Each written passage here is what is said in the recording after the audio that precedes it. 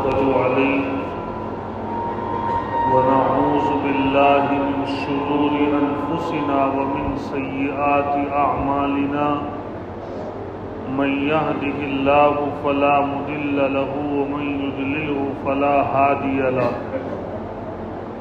ونشهد أن لا إله إلا الله وحده لا شريك له ونشهد أن سيدنا وسندنا وحبيبنا وشفيعنا وكريمنا وإمامنا ومولانا محمدا عبده ورسوله أما بعد اللهم صل على سيدنا محمد وأنزله المقعد المقرب عندك يوم القيامة اللهم صل على سيدنا محمد وأنزله المقعد المقرب عندك يوم القيامة اللهم صل على سيدنا محمد وأنزله المقعد المقرب عندك يوم القيامة.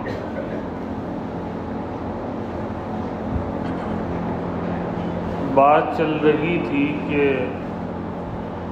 اللہ تعالی نے ایک ایمان والے کا دوسرے ایمان والے پر کچھ حق رکھا ہے. ان حقوں میں ایک حق کا بیان ہوا کہ جب مسلمان بھائی دعوت کرے اس کی دعوت کو قبول کیا جائے. دوسرا حق یہ ہے کہ اگر کسی مسلمان بھائی کو چھینک آ جائے تو چھینک آنے کے وقت جب وہ الحمدللہ کہے تو دوسرا مسلمان بھائی جب اس کو الحمدللہ کو سنے تو اس کے جواب میں وہ یرحمک اللہ کہے. یہ مسلمان کا ایک مسلمان پر حق ہے. دیکھو یہ جو چھینک ہوتی ہے انسان کے لیے بڑی راحت اور سکون کا سبب ہوتی ہے. اللہ تعالیٰ کے بڑے انعام کے اندر یہ شامل ہے کہ انسان کو چھینک آ جاتی ہے. ایک چھینک ہوتی ہے ایک جمائی ہوتی ہے. جمائی جو ہے یہ شیطانی اثرات سے آتی ہے. جمائی کے وقت حدیث شریف میں آتا ہے کہ جب تمہیں جمائی آئے تو جتنا ممکن ہو سکتا ہے اس جمائی کو دباؤ, منہ مت کھولو. منہ کھولو گے تو شیطان تمہارے اندر داخل ہو جائے گا. اسی لیے کسی بھی نبی کو کبھی پوری زندگی کے اندر جمائی نہیں آئی.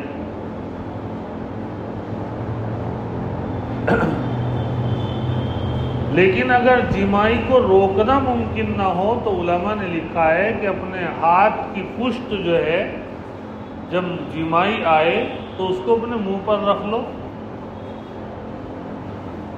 جب جمائی آئے تو جمائی لیتے وقت آواز نہ نکالو. بہت سے لوگوں کی بڑی گندی عادت ہوتی ہے کہ جب جمائی آتی ہے تو وہ کیا کرتے ہیں آواز نکالتے ہیں, ایک عجیب سی آواز, اور ان کے منہ کے اندر بدبو ہوتی ہے. جب وہ منہ کھولتے ہیں وہ بدبو باہر جاتی ہے جس کی وجہ سے برابر والوں کو تکلیف ہو. اسی لیے علماء نے لکھا ہے کہ جمائی شیطان کے اثر سے آتی ہے. اس کو روکنے کی حتی الامکان کوشش کرے, اور اگر نہ رکے تو جب جمائی آئے تو ایسے منہ پہ ہاتھ رکھ لے. اس کے برخلاف جو چھینک آتی ہے اس کے بارے میں علماء کی تحقیق یہ ہے کہ چھینک آنے سے انسان کا بدن تازہ ہوتا ہے, دماغ کی رگیں کھلتی ہیں, اور چھینک آنا انسان کے صحت مند ہونے کی نشانی ہوتی ہے. اسی لیے حکم ہو رہا ہے کہ جب چھینک آئے تو چھینک آنے والے کو ہماری شریعت یہ کہہ رہی ہے کہ وہ الحمدللہ علی کل حال پڑھے، کیونکہ جب چھینک آتی ہے انسان کا چہرہ اتنا ڈراؤنا بن جاتا ہے کہ اگر اللہ تعالیٰ اس ڈراؤنی شکل پر انسان کو چھوڑ دیں تو آپ تصور کرو کہ ہمارا چہرے کی رنگت کیا بنے گی۔ عجیب سی کیفیت ہو جاتی ہے چھینک آتے وقت انسان کے چہرے کی، انسان کے چہرے کی رنگت بدل جاتی ہے، اور اللہ تعالیٰ ایک سیکنڈ میں رنگت بدل رہے ہیں اور ایک سیکنڈ میں اس کو ٹھیک کر رہے ہیں۔ چھینک آئی فوراً انسان کو اچھا محسوس ہوتا ہے، اس لیے اللہ تعالیٰ یہ فرما رہے ہیں کہ اب تمہیں اچھا محسوس ہو رہا ہے، اچھا فیل ہو رہا ہے، تو تمہیں اب اللہ کا شکر ادا کرنا ہے۔ اللہ آپ کا شکر ہے کہ چھینک آتے وقت ہمارا منہ، ہمارا چہرہ کیسا ہو گیا تھا اور آپ نے فوراً اس چہرے کو خوبصورت اور اچھا بنا دیا۔ اب ہمیں اللہ کا شکر ادا کرنا ہے۔ اور جب کسی کو چھینک آئے اور وہ الحمدللہ پڑھے تو اللہ تعالی کا حکم ہے، ایک مسلمان بھائی کا دوسرے مسلمان بھائی پر حق ہے کہ جب وہ الحمدللہ کہے تو اس کے جواب میں وہ یرحمک اللہ کہے۔ یہ ہے شریعت کا ادب۔ ہماری شریعت کتنی جامع ہے، اللہ تعالیٰ نے اس کو ایک پریشانی سے بچایا ہے کہ چھینک آتے وقت اس کا چہرہ بگڑ گیا تھا، چہرہ صحیح ہو گیا، چھینک آسانی سے آ گئی۔ کتنی بڑی نعمت ہے چھینک، اللہ اکبر، بہت بڑی نعمت ہے۔ اللہ نے اس کو تندرستی دے دی، اس نے اللہ کا شکر ادا کیا، تو اب دوسرے مسلمان بھائی کو یہ حکم ہو رہا ہے کہ وہ اللہ کے حکم کی تعمیل کرتے ہوئے اب اس کو کہے یرحمک اللہ، اللہ آپ کے اوپر رحم فرمائیں، اس کو دعا دے۔ یہ حق ہے مسلمان بھائی کا مسلمان بھائی پر۔ آج تو ہمیں چھینک آتی ہے نہ ہم الحمدللہ کہتے، اور اگر ہم الحمدللہ کہتے بھی ہیں تو برابر والے کو یرحمک اللہ کہنے کی توفیق نہیں ہوتی، کیونکہ پتہ ہی نہیں ہے ہمیں۔ نہ چھینک آنے والے کو پتا ہے کہ اللہ نے تیرے اوپر کتنا بڑا احسان کر دیا، اللہ نے کتنا بڑا انعام کر دیا، اس پر اللہ کا شکر ادا کر دے الحمدللہ علی کل حال۔ اور نہ دوسرے کو پتا ہے کہ یار ایک بھائی پر رحم ہوا تو ہم اس کے لیے دعا کر دیں یرحمک اللہ کہہ دیں، اللہ آپ پر رحم کرے۔ پھر چھینک آنے سے پہلے انسان کا چہرہ کس انداز کا ہو جاتا ہے وہ دیکھو کیا کیفیت ہوتی ہے۔ تو شریعت ہماری بڑی جامع ہے، ہمیں یہ حق بتلا رہی ہے کہ جب ہمیں چھینک آئے تو ہم الحمدللہ علی کل حال پڑھیں، اور جو آدمی برابر میں سن رہا ہے وہ یرحمک اللہ کہے۔ چھینک آنے کا ایک ادب علماء نے یہ لکھا ہے، بہت سارے لوگوں کو ہم نے دیکھا ہے کہ جب مجلس کے اندر ہوتے ہیں ان کو چھینک آتی ہے تو چھینک آتے وقت جو ہے ایک تو چھینک کو روکنے کی کوشش نہ کرنی چاہیے۔ چھینک اگر آئے تو اس کو فوری طور پہ جو ہے چھینک لے لینی چاہیے، لیکن ایک ادب ہماری شریعت نے بتلایا کہ اگر آپ مجلس میں بیٹھے ہو تو آپ اتنا کر لو کہ اپنے منہ پر چھینک آتے وقت ہاتھ رکھ لو، کیونکہ جب چھینک آتی ہے تو منہ کا جو تھوک ہوتا ہے وہ تھوک جو ہے بہت پریشر کے ساتھ باہر نکلتا ہے، اور وہ بعض مرتبہ دوسرے لوگوں کے منہ پڑ جاتا ہے، جس سے دوسروں کو تکلیف ہوتی ہے، پریشانی ہوتی ہے۔ اور بعض مرتبہ تو چھینک آنے کے وقت جو لوگ نزلے کے شکار رہتے ہیں ان کو ناک کی ریزش بھی باہر آ جاتی ہے۔ تو اس لیے ہماری شریعت یہ کہہ رہی ہے کہ جب تمہیں چھینک آئے تو اپنے ہاتھوں کو اپنے منہ پر رکھ لو، ہاتھوں کو اپنے منہ پر رکھ لو، تاکہ آپ کے تھوک اور آپ کی ناک کی ریزش دوسرے کی تکلیف کا سبب نہ بنے۔ ہمیں یہ ادب ہے ہی نہیں۔ اور پھر چھینک کے اندر اور جیمائی کے اندر بہت سے لوگ اتنی آواز بلند کرتے ہیں بتکلف، اپنی آواز کو پست کرنی چاہیے۔ زیادہ آواز جیمائی آئی، عجیب سی کیفیت سی کر کے جو ہے، بہت سے لوگ تو نماز میں ہی جو ہے اتنا بڑا منہ کھولتے ہیں، اللہ حفاظت فرمائے کہ بہت ان کے منہ سے بدبو نکلتی ہے جو لوگوں کی تکلیف کا سبب ہوتی ہے۔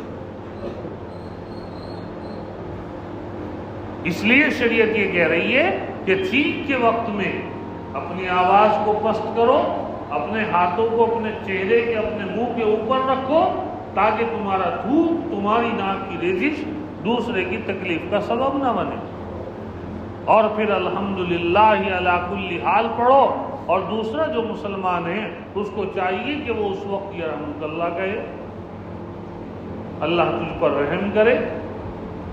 یہ ادب ہے، یہ شریعت کا ایک مسلمان بھائی کا دوسرے مسلمان بھائی پر حق ہے۔ ایک تیسرا حق نبی علیہ السلام نے ارشاد فرمایا، یعودہ اذا مریض، کہ جب مسلمان بھائی بیمار ہو جائے تو اس کی مزاج پرسی کرے۔ یہ بھی حق ہے۔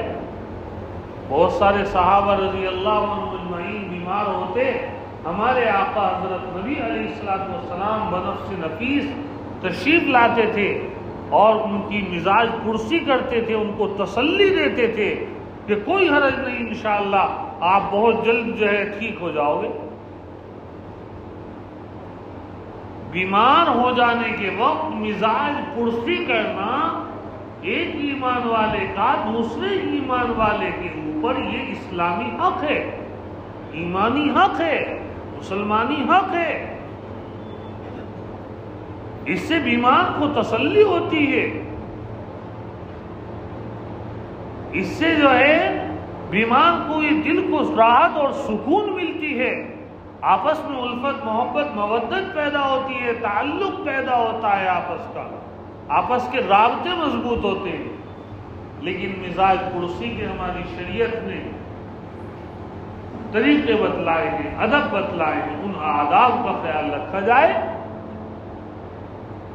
بہت سے لوگ آتے تو ہیں مزاج پرسی کرنے کے لیے، بیمار کو راحت اور سکون پہنچانے کے لیے، اور اس کی تکلیف کا باعث بن جاتے ہیں جہالت میں۔ اس لیے ہماری شریعت نے یہ کہا کہ جب بیمار کے پاس جاؤ اس کی مزاج پرسی کے لیے تو سب سے پہلے ٹائم دیکھ لو، ٹائم کیا ہوا ہے۔ ایسا وقت تو نہیں کہ جب کہ بیمار آدمی اور اس کے اہل خانہ آرام کر رہے ہوں، دوپہر کا وقت ہے، عشاء کے بعد کا وقت ہے، یا اس کے اہل خانہ مشغول ہوں، کھانے کا وقت ہے، ناشتے کا وقت ہے،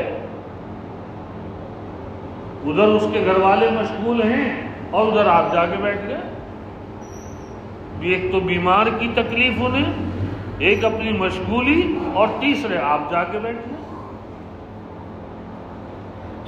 اس لیے شریعت نے یہ فرمایا کہ سب سے پہلے وقت دیکھ لو۔ وقت ایسا تو نہیں کہ ہمارے جانے کی وجہ سے اس بیمار کو یا اہل خانہ کو تکلیف ہو، ایسا وقت نہ ہو۔ یا پھر جانے سے پہلے اطلاع کر دو،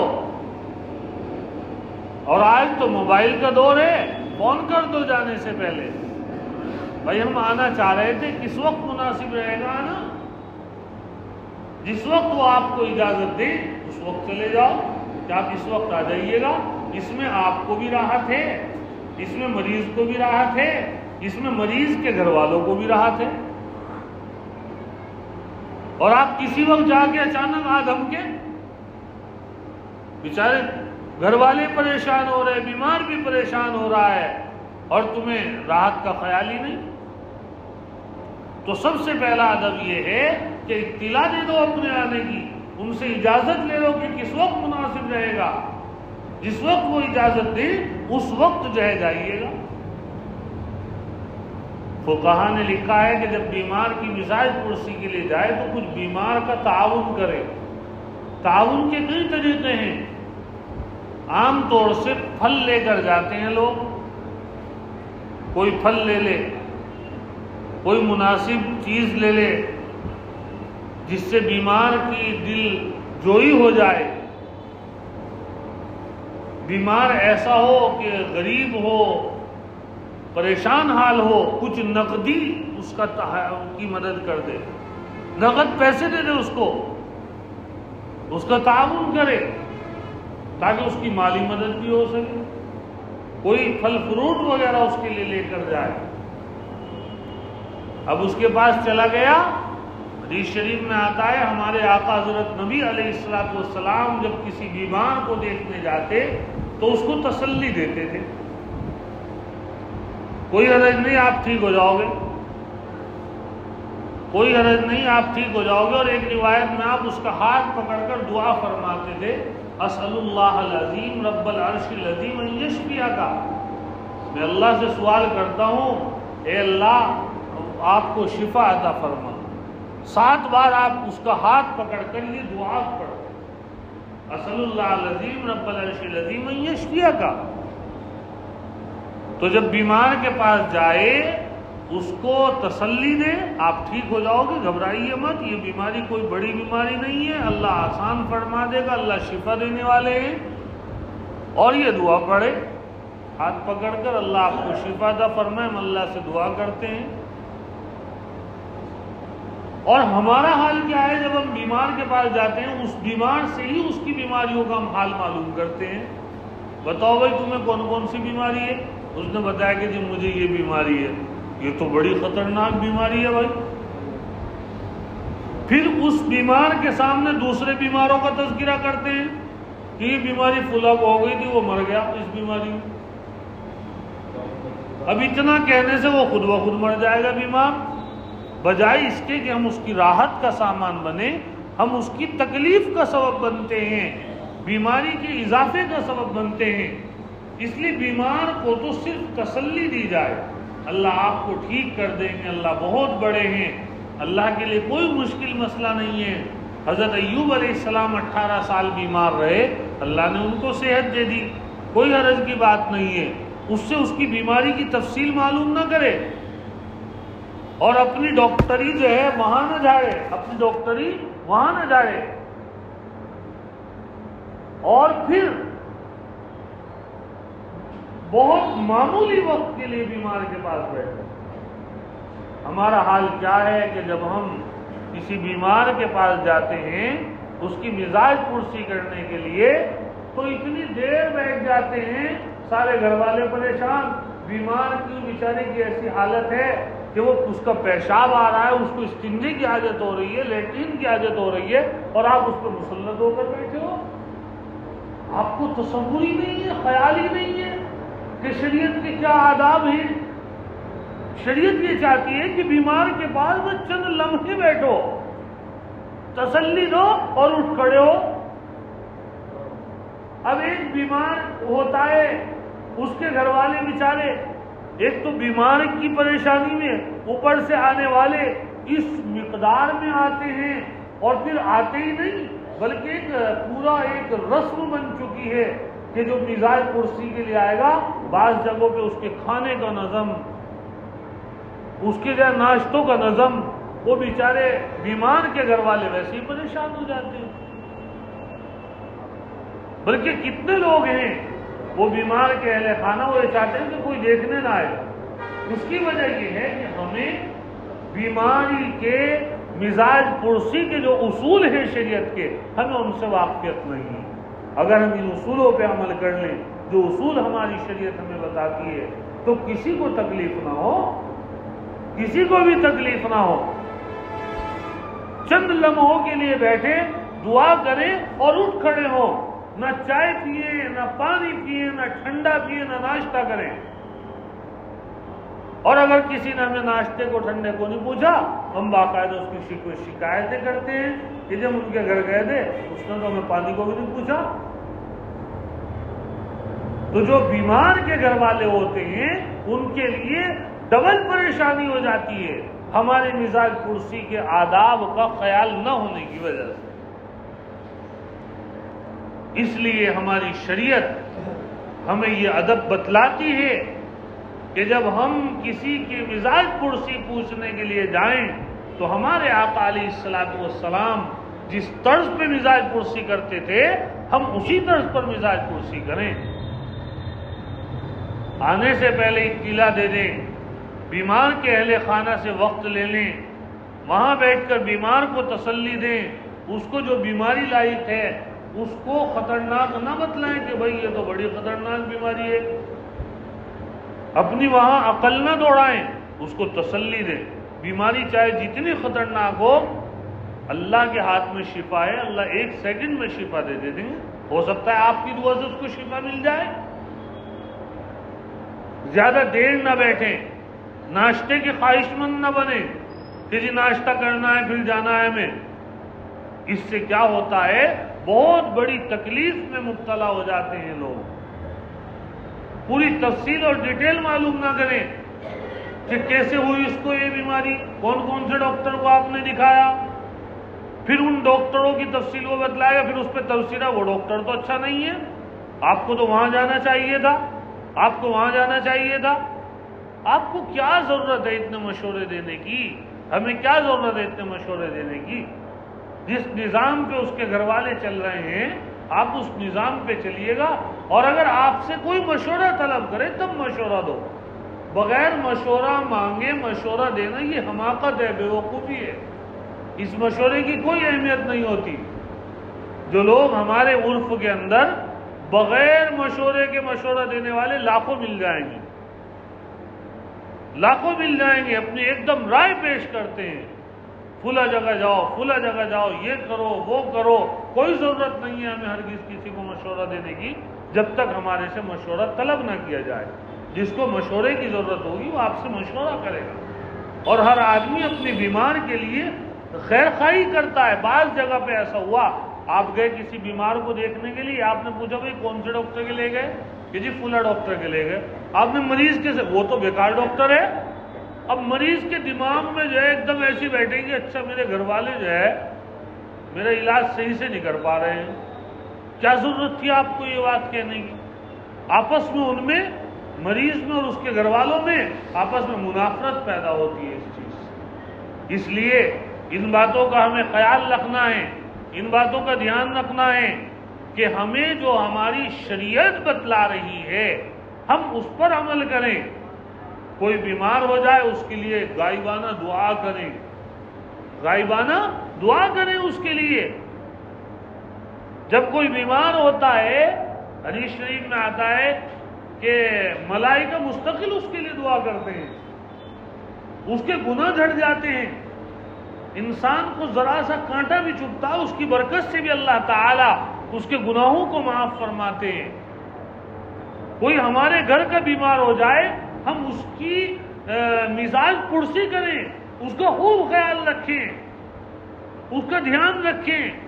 ہمارا کوئی بڑی عمر کا آدمی بیمار ہو جائے، حدیث شریف میں آتا ہے جو آدمی اپنے بڑوں کا ادب احترام کرتا ہے، ان کی مزاج پرسی کرتا ہے، ان کا خیال رکھتا ہے ان کے بڑھاپے میں، اللہ تعالیٰ اس کے بڑھاپے میں خیال رکھے گا۔